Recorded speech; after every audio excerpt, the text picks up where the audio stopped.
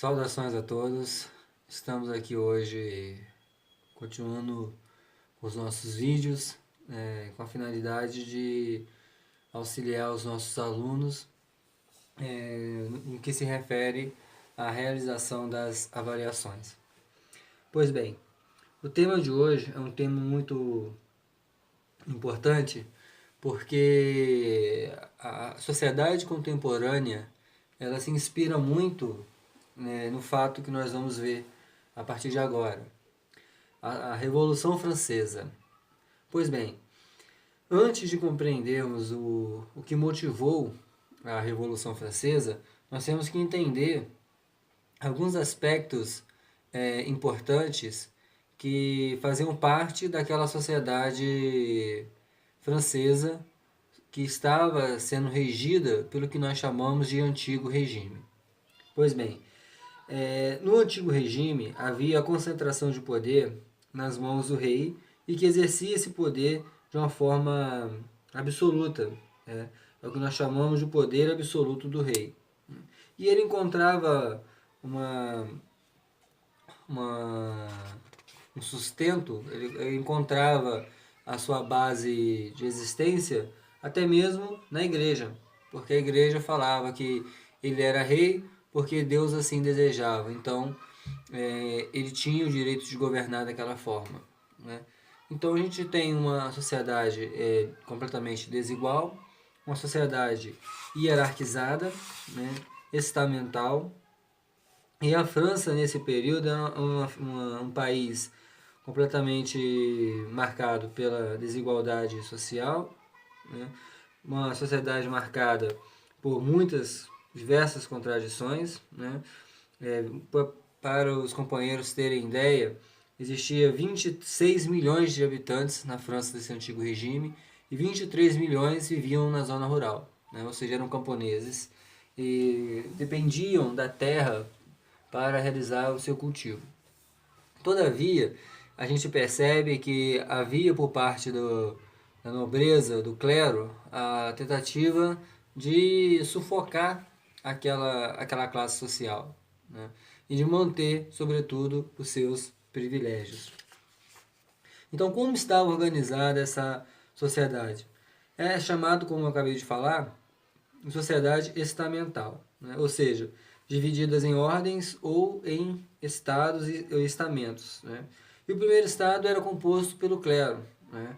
O alto clero com bispos, arcebispos, cardeais, e que tinham grande poder sobre os senhores, sobre a sociedade de uma maneira geral, porque é uma sociedade muito religiosa, né? Então, uma sociedade marcada por princípios dogmáticos, né? Então, o primeiro estado, que é o clero, exercia um poder muito grande sobre toda a sociedade desse antigo regime. O segundo estado era formado pela nobreza, né? As famílias nobres mais antigas, que tinham o chamado sangue azul, né? Comprovado há muitas gerações, e por isso tinha o prestígio e tinha privilégios, né? E o terceiro estado englobava o resto da sociedade, como os burgueses, intelectuais, profissionais liberais, pequenos comerciantes, sans-culottes e também, por que não, uma classe forte nesse momento que eram os camponeses, né? Então, o terceiro estado ele era obrigado a sustentar o luxo e a riqueza do primeiro e do segundo, através do pagamento de impostos, né? Só que uma crise muito séria se abateu sobre os franceses nesse momento, né?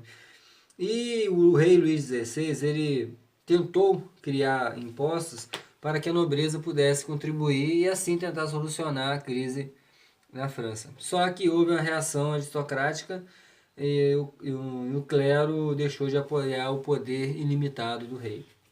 Então o que o rei fez? Ele convocou a chamada Assembleia dos Estados Gerais. O que era a Assembleia dos Estados Gerais? Uma assembleia com deputados, representantes de cada ordem, de cada estado, né?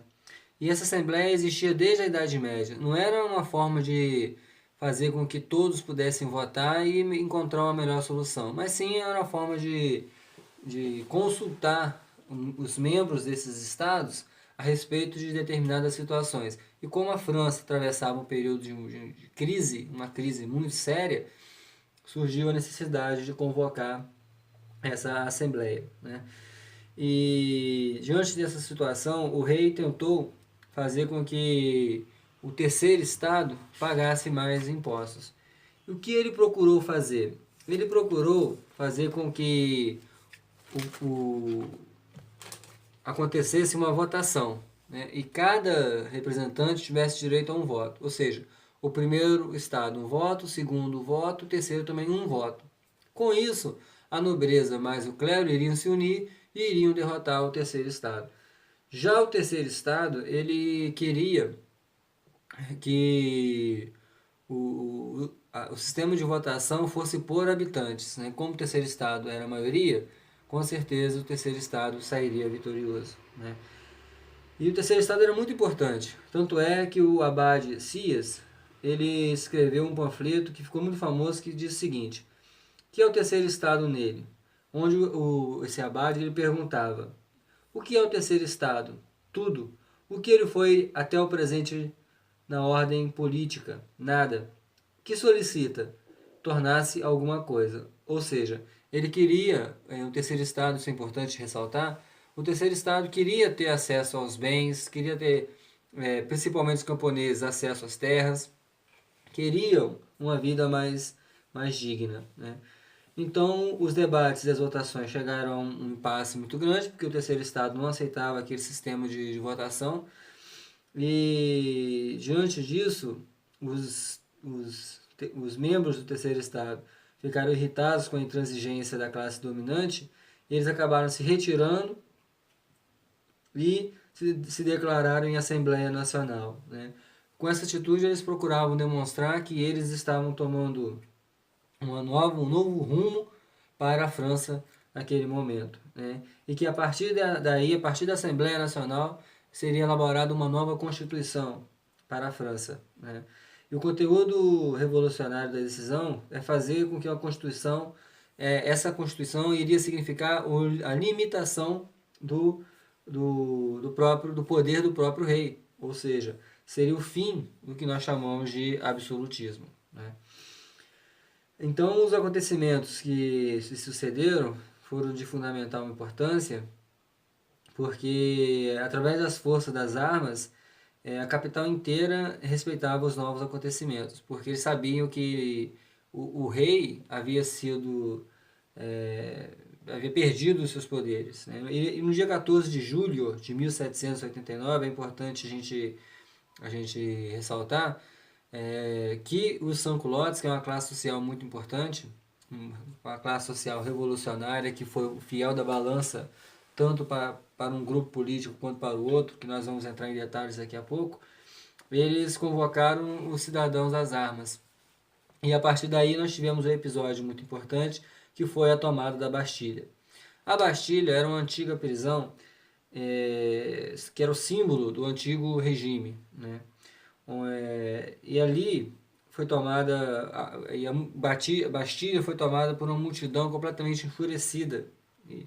E o comandante militar que protegia a prisão ordenou que abrisse fogo contra o povo. E os soldados, eles se recusaram a fazer isso porque eles perceberam que eles estavam lutando contra uma camada, estariam lutando contra uma camada social que na verdade queria apenas uma vida mais digna.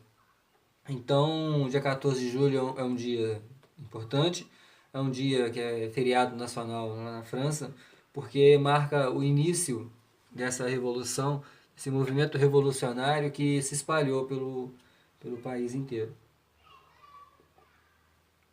Agora, com essa revolução, nós tivemos o rei que não poderia fazer nada diante da multidão armada.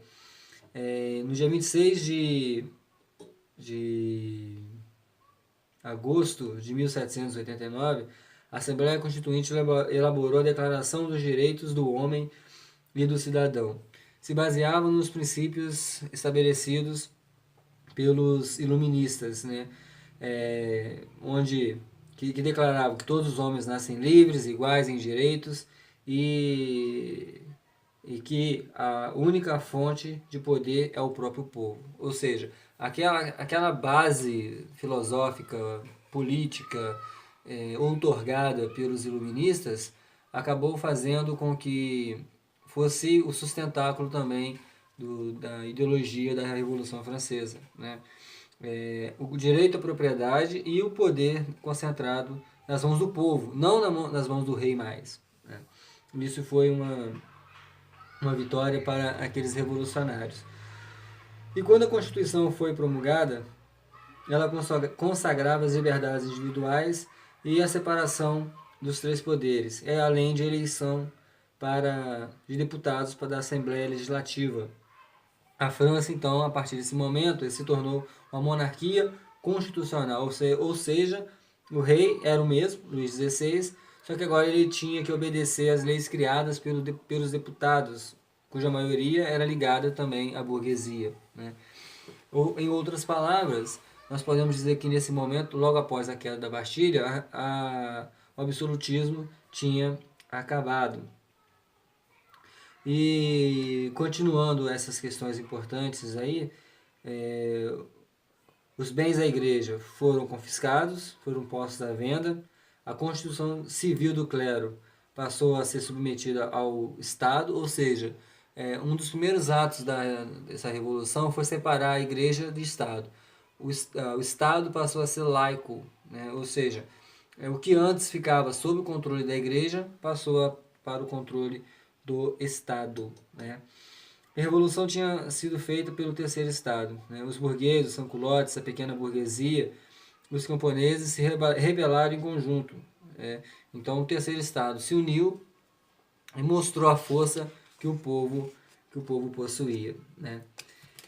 E diante disso a gente percebeu que os rumos da revolução foram tomados diante da classe burguesa e que depois de um determinado momento, quando eles perceberam que a revolução estava se tornando muito radical, eles procuraram conter o ímpeto da classe camponesa, da classe operária, dos sans-culottes, né? Então, a Revolução Francesa, ela foi uma revolução de caráter burguês, digamos assim, porque a burguesia é que tomou a frente da revolução a partir dessa assembleia. E um fato importante é que aquelas ideias de liberdade, igualdade e fraternidade, elas começaram a se espalhar pelo continente europeu, né? E ameaçando dessa maneira os outros países, como a Prússia, a Rússia, a Áustria, que é onde existia ainda a concentração de poder nas mãos de um rei absolutista. Com isso, nós tivemos a intervenção estrangeira e vários países ligados, que eram vizinhos à França, se organizaram para, dessa maneira, derrubar o governo revolucionário, né? E isso fez com que Luís XVI ele tentasse fugir juntamente com a sua família, né? Ele tentou fugir secretamente, porém ele foi reconhecido e preso pelos revolucionários, né? Mas não, mas ele tentou fugir para que dessa maneira, morando em um país absolutista, de lá ele conseguisse organizar uma contra-revolução. Só que ele foi preso antes mesmo de colocar os pés para fora da França, né? As massas furiosas não foram para as ruas e a Guarda Nacional dissolveu a manifestação a tiros, né? A Guarda Nacional tinha sido criada por cidadãos em 1789 como forma de autodefesa política da Revolução. Ou seja, quando a Revolução tomou um caráter muito mais radical, muito mais popular, a classe burguesa que estava à frente dela simplesmente recuou, né? Porque percebeu que não teria o controle sobre a grande massa, né? Diante disso, nós tivemos a formação da Convenção Nacional, porque a República já havia sido criada, mas uma espécie de parlamento eleito pelo voto universal masculino, isso mesmo. Por que voto universal masculino? Porque as mulheres estavam excluídas do direito ao voto, né? E até mesmo os sans-culottes puderam votar. E a revolução continuava, mesmo a contragosto da classe burguesa, continuava a se radicalizar, né? Hoje nós utilizamos termos que são inerentes à Revolução Francesa para classificar partidos políticos, né? Grupos políticos. E a classificação que nós utilizamos hoje, ela é muito ligada ao ideário da Revolução Francesa, né? Quando nós falamos que um partido é de direita, nós queremos dizer que é um partido conservador, que é um partido que procura atender o mercado e não os interesses do povo, é um partido que está ligado ao mercado financeiro, né? E procura estabelecer uma política de corte nos investimentos públicos. Quando nós falamos de governo de esquerda, nós estamos falando de governo mais radical, mais revolucionário, que se preocupa com as causas da grande massa, e um governo que está preocupado com a população propriamente dita. Essa alcunha, ela surgiu na Revolução Francesa, porque primeiro nós tínhamos os girondinos, que se sentavam do lado direito, que representava a alta-burguesia, né? Que eles estavam, mesmo ao lado da Revolução, e ao fim do antigo regime, só que eles eram muito mais moderados. Eles queriam a moderação, pois temiam a radicalização e a agitação popular, né? Eles tinham um receio de que a agitação popular prejudicasse os negócios deles. Então é uma classe que procurava atender somente seus próprios interesses. Os jacobinos, também chamados de montanhas, porque sentavam nas cadeiras mais altas do parlamento, eles eram muito mais radicais. Eles reuniam advogados, pequenos empresários, jornalistas, professores, médicos, homens comuns do povo, né? E seus ideais incluíam o direito da gente mais simples, né? E dentre esses idealizadores dos jacobinos, tinham líderes como Danton, Marat, Saint-Just e o grande líder Robespierre. Nós vamos falar muito sobre ele daqui a pouco. E também tinha o grupo chamado Pântano, né, que se sentava no meio, né? Aí nós temos o equivalente que nós chamamos hoje de centrão, né, o centro político. O centro, na Revolução Francesa, oferecia apoio a quem concedia privilégios, né? Então é uma classe política, por isso que recebeu o nome de pântano, porque pântano lembra sujeira, né? Ou seja, uma classe política que estava ao lado de quem oferecia mais dinheiro. Não tinha uma ideologia formada, né? A ideologia era os interesses financeiros, né?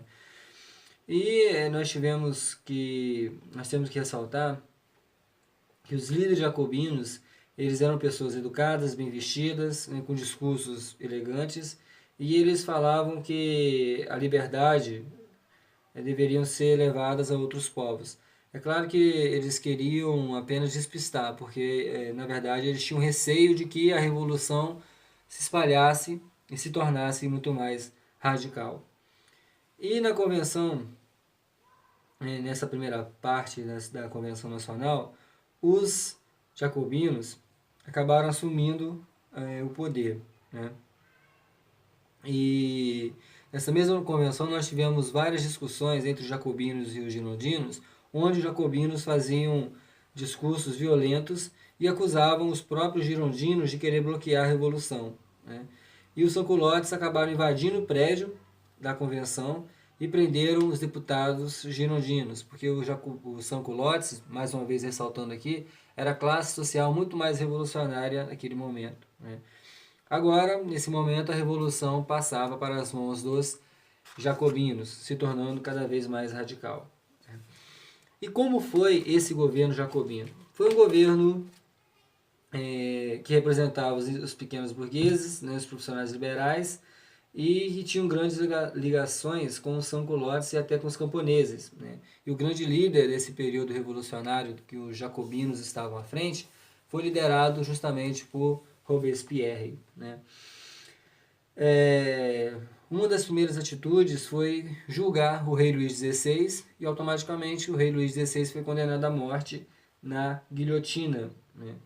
Naquele momento, todos os reis absolutistas com certeza sentiram um gostinho amargo na garganta, né? Porque imaginaram o seguinte: se aqueles princípios de igualdade, liberdade e fraternidade lá da França chegar aqui no meu país, automaticamente eu também vou perder a cabeça, né? Então, existia um receio muito grande de que aquelas ideias revolucionárias se espalhassem, né? E os jacobinos também criaram a lei do máximo, que congelava os preços das mercadorias. E por meio dela, a população teve a oportunidade, sobretudo, de garantir o pão de cada dia, né? E continuando, nós tivemos um governo popular, um governo revolucionário, um governo que estabeleceu uma constituição, né, que também outorgava o sufrágio universal, o direito de voto para os franceses maiores de 21 anos, com exceção das mulheres. Estavam asseguradas as liberdades individuais. Uma das questões importantes levantadas pelos jacobinos e que gerou a satisfação da população camponesa foi justamente a reforma agrária, né? Ou seja, tirar a terra de quem tem muito e não produz e concedê-la ao camponês mais pobre, né? Então, alguns jacobinos mais radicais faziam parte do grupo, né? E eles estabeleceram o Comitê de Salvação Pública, cujo líder era Robespierre, que assumiu o comando da França, né? E também criou o Tribunal Revolucionário, que se dedicou sobretudo a perseguir e a punir todos aqueles que eram contra a Revolução, né? Então, qualquer um que ameaçasse o governo revolucionário, automaticamente seria preso, perseguido, né, e provavelmente teria a sua condenação à morte na guilhotina. Uma das frases faladas por Robespierre ele foi o seguinte: devemos mostrar uma energia extraordinária, pois estamos em guerra. O governo revolucionário tem a obrigação de proteger o bom cidadão, porém, para os inimigos do povo, só resta uma resposta: a morte. Então se estabeleceu um período na França conhecido como terror, né? Porque qualquer pessoa poderia perder a cabeça literalmente, né? Aqueles que eram da oposição, que falavam contra o governo, por mais que fosse algo não tão grave, não tão sério, que não fosse uma questão política, poderia sofrer perseguição por parte dos jacobinos. E milhares de pessoas foram levadas à guilhotina, né? Então um grande medo se espalhou entre a população, né? E eles conseguiram a proeza de derrotar os invasores e afastá-los do governo também. Só que a situação passou a se tornar um pouco mais complicada, porque a classe social, como os sans-culottes, os camponeses, que haviam apoiado os jacobinos, passaram a ter medo. Por quê? Quem gostaria de viver em um país em que qualquer momento você poderia ser condenado à morte e ser levado à guilhotina, né? Em praça pública para servir de exemplo. Então o apoio que os jacobinos tinham antes passou a diminuir. A força que os jacobinos possuíam passou a ser contestada principalmente pelos girondinos, né? E o Robespierre ele ficou, digamos, paranoico e mandou matar até mesmo aqueles que eram aliados. Danton, por exemplo, foi condenado à morte pelo próprio Robespierre, né? E isso fez com que crescesse o poder dos girondinos, né? Já que a classe popular e revolucionária já não estava mais apoiando os jacobinos, os girondinos, né, acabaram ganhando espaço e com isso deram um golpe, que foi chamado de a reação termidoriana, né? Com a reação termidoriana, os membros dos jacobinos perderam o poder, né? A repressão foi muito forte sobre os jacobinos, né? Robespierre, ele foi o primeiro, mesmo sem nenhum julgamento, foi condenado à morte na guilhotina, né? Ou seja, aquele que mandava matar na guilhotina acabou perdendo a cabeça também, né? e o governo passaria a ser exercido por um diretório, ou seja, por 5 diretores eleitos pelo Poder Legislativo. Então, os girondinos criaram um poder diretório, onde 5 pessoas seriam eleitas pelos deputados para exercer o poder. Né? E nós tivemos, nesse governo da reação termidoriana, ou seja, o retorno dos girondinos, o governo diretório, um governo completamente conservador e um governo que procurava atender somente os interesses da classe burguesa, porque nós já falamos aqui, era uma classe social em que o que era mais importante para eles era a questão financeira, era a questão do comércio, das contas públicas e não a questão social. Aquelas terras que antes pertenciam aos camponeses, foram dadas pelos jacobinos, retornaram para as mãos dos nobres, né? Gerando uma insatisfação muito grande à classe camponesa. Por mais que eles tentassem, eles não conseguiram solucionar os problemas financeiros da França. Aí que surgiu a figura emblemática e histórica de Napoleão Bonaparte. Napoleão Bonaparte nasceu na Córcega, que a França tinha tomado da Itália, né? Ou seja, ele era italiano, né? E o seu sotaque, ele nunca deixou de pronunciar o francês com sotaque. Né? O Napoleão Bonaparte ele conseguiu atingir um posto máximo no exército francês e com isso ele ganhou prestígio. Né? O regime burguês, o diretório, era visto como revolucionários pelos vizinhos e começaram a atacar. E Napoleão Bonaparte reestruturou o exército e conseguiu sobretudo, se proteger das invasões externas. Né? E Napoleão Bonaparte, ele simplesmente pulverizava os seus poderes adversários e obrigava-os à rendição incondicional. Ou seja, Napoleão Bonaparte se tornou uma figura forte, uma figura contundente nas suas posições e com um exército muito estruturado. Né? Em Paris, seu nome era um sucesso, né? Porque ele possuía uma habilidade espantosa, pois também ele era brilhante, porque criou um jornal e fez uma propaganda intensa no seu nome. Né? E com isso a burguesia e vários políticos, né, perceberam que poderiam utilizar convenientemente Napoleão Bonaparte. Né? Fizeram um acordo político e com isso nós tivemos um outro golpe. Né? Percebemos que a Revolução Francesa ela é permeada de golpes. Né? E esse golpe agora foi o golpe 18 Brumário, em 1799, em que iniciava a era da ditadura napoleônica. Né?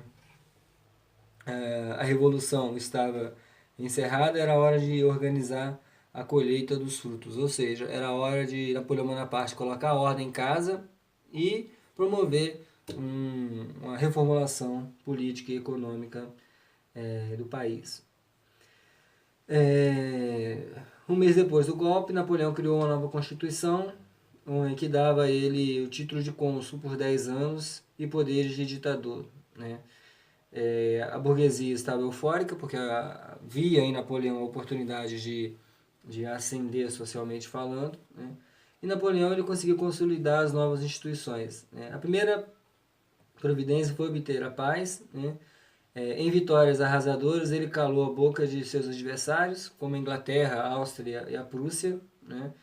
E ele realizou várias obras. Né? Por exemplo, o Banco da França, para controlar as finanças, né? E apoiar os projetos econômicos da burguesia. Né? Então, aos poucos, ele conseguiu fazer com que a indústria fosse estabelecida na França. Né? Outra atitude muito comemorada na época foi o Código Civil, um sistema de leis que regulava a propriedade privada e o trabalho. Para que tenham uma ideia, até hoje o Código Civil é a base jurídica e constitucional de vários países. Né? Ele botava letra da ordem, as conquistas da burguesia, né? Ou seja, dispondo sobre os direitos de propriedade e também sobre a questão de greves, ou seja, ele proibiu que os operários realizassem greves, né? Automaticamente a classe burguesa apoiou as ações de Napoleão, né? Bonaparte também ele percebeu a importância da igreja, né? Com isso ele realizou uma concordata com o Papa e ele passou a fornecer uma pensão vitalícia ao Papa, porém ele não devolveu as terras que a Revolução havia confiscado. Então era uma ditadura, né, e que não dava a menor margem à oposição. Tanto os realistas, né, quanto como jacobinos diziam que era impossível bater de frente com o Napoleão Bonaparte, porque a força que ele detinha naquele momento era muito intensa, né? Napoleão foi um mestre na propaganda política, que é utilizada até hoje como uma ferramenta importante para que um regime político seja aceito pela sociedade, né? Ele mandou fechar os jornais de oposição e criou um esquema de culto à sua própria imagem, né? Nas escolas, teatros, nas manifestações, oficinas, né? Nas igrejas, em todos os lugares eram preparados festas. Nessas festas elogiava-se a figura de Napoleão Bonaparte. E o Império Napoleônico, como se deu essa questão, que através de um plebiscito em 1804, plebiscito que é uma consulta ao povo, à população, onde não faltaram as fraudes, Napoleão ele praticamente se autoproclamou imperador da França. E com poderes, os países absolutistas ainda viam Napoleão como um revolucionário ameaçador, né? Deve-se ressaltar principalmente a Inglaterra, que não queria saber, que era uma das grandes potências da época, que não tinham simpatia alguma por Napoleão, pelo contrário, eles eram rivais. E os estados alemães, eles viram o antigo Sacro Império Romano Germânico desaparecer e dar lugar à Confederação do Reno submetida a Paris. Ou seja, o Império, o imperador Napoleão Bonaparte começou a expandir as fronteiras do Império, ameaçando ainda mais os poderes dos reis absolutistas que viviam ali naquele local. E, como eu falei, a grande rival dos franceses de Napoleão Bonaparte era a França. Então, como acabar com aquele poder inglês? Como destruir a Inglaterra? A alternativa encontrada por Napoleão foi decretar em 1806 o bloqueio continental. O que era o bloqueio continental? Qualquer país, isso aí foi uma ordem expedida por Napoleão, qualquer país que comercializasse com a Inglaterra, o exército napoleônico iria invadir, iria dominar. Como o exército era imbatível, muitos países acabaram obedecendo, né? Aí nós tivemos a questão de Portugal, que acabou implicando na vinda da família real para o Brasil, o que nós vamos deixar para uma outra oportunidade, né? Então o Império Francês durou muito tempo, só que as contradições e as fraquezas também eram muitas, né? Ou seja, o bloqueio continental não deu certo, porque diversos países desobedeceram, e um desses países que desobedeceu foi justamente a Rússia, né? Mas o que levou os franceses, que já não eram mais vistos como libertadores, pelo contrário, eram vistos como tiranos, por causa da ação autoritária de Napoleão, o que fez com que eles rompessem com seu líder máximo, né? Foi simplesmente o nacionalismo. Eles queriam que a França tivesse um governo nacionalista e se preocupasse com a sua nação. Então as rebeliões começaram a estourar no império legitimado e outorgado por Napoleão. E no caso da Rússia, o czar ele simplesmente adotou a política, a tática de terra arrasada, ou seja, o exército russo recuou e quando as tropas de Napoleão avançaram, eles não encontraram casas para se abrigar, eles não encontraram comida, porque as plantações haviam sido destruídas, os postos de abastecimento de água foram envenenados. Então o exército de Napoleão ele avançou, né? Só que com essa tática adotada pelos russos, os franceses ficaram completamente arrasados, né? E essa derrota foi uma derrota desastrosa para o exército de Napoleão, porque o exército não tinha comida, não tinha água, o general inverno, que era a temperatura da Rússia, menos 20, menos 30 graus, né? Então os homens não estavam, os soldados não estavam preparados para aquilo. E segundo consta, eram 600 mil homens e o exército de Napoleão retornou para casa com apenas 30 mil homens, né? E com isso, Napoleão ele perdeu essa batalha, a Batalha de Leipzig, em 1813, e acabou, aí ele teve que se render, né? Aprisionado, foi enviado para a ilha de Elba, próxima da sua cidade natal, em Córcega. E voltando agora à questão da França, como ficou o poder lá na França? Eles simplesmente impuseram, os vencedores, né, no caso, impuseram um novo rei para a França, o Luís XVIII, irmão do Luís XVI, que havia sido guilhotinado, né? Os nobres exigiam seus bens de valor de volta, né? E os camponeses começaram a se agitar, porque as terras dos camponeses começaram a ser confiscadas, né? Então eles perceberam que existia uma grande possibilidade de retornar ao que era no antigo regime, né? E isso fez com que, mesmo exilado na ilha de Elba, Napoleão ele começasse a elaborar uma estratégia para retornar ao governo da França, né? E diante disso, diante do descontentamento, descontentamento da França, das classes populares, Napoleão retornou à França, né?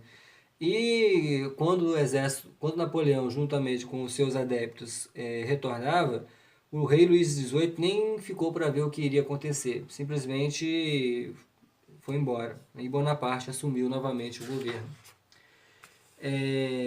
Só que esse governo começou a ser atacado, né? E Napoleão já não tinha a mesma força que antes. E ele governou somente por 100 dias, no governo chamado Governo dos 100 Dias, né? E na última grande batalha, a famosíssima Batalha de Waterloo, em junho de 1815, o gênio militar Napoleão quase venceu, mas ele acabou sendo derrotado diante da inferioridade de armas, né? No final, quando os prussianos chegaram, eles acabaram derrotando Napoleão. E dessa vez ele foi exilado na ilha de Santa Helena, né, na costa da África, onde morreu em 1821. Enfim, a Revolução Francesa ela foi a fonte de inspiração para diversas cartas magnas, ou seja, diversas constituições que foram criadas, e automaticamente foi um movimento que inspirou outros acontecimentos pelo mundo afora, né? Porque os ideais de liberdade, igualdade e fraternidade, por mais que os países absolutistas tentassem, eles não conseguiram sufocar, pelo contrário, eles se espalharam e se fortaleceram ainda mais por diversos países, né? Então, essa é a nossa revisão. Vou deixar também aqui o endereço do blog, caso os companheiros queiram ler sobre o assunto, também já está publicado lá. Um grande abraço a todos, saudações, estudem e boa semana a todos.